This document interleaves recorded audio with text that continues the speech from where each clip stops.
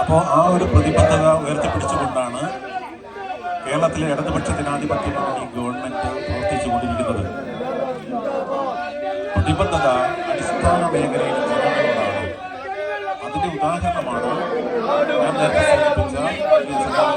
സൂചിപ്പിച്ച ക്ഷേമ പെൻഷനുകൾ വർദ്ധിപ്പിക്കുന്നതടക്കമുള്ള സർക്കാരിന്റെ നടപടികൾ. ജനങ്ങളോടുള്ള പ്രതിബദ്ധതയുടെ ഭാഗമാണ് നമ്മുടെ സംസ്ഥാനത്തെ സാധാരണക്കാരുടെ മക്കൾ പഠിക്കുന്ന സ്കൂളുകളിൽ നല്ല കെട്ടിടങ്ങൾ, അധ്യാപകര്, സംവിധാനങ്ങൾ, ബെഞ്ച്, ഡെസ്ക് പോലുള്ള സംവിധാനങ്ങൾ ഏർപ്പെടുത്തുന്നത്.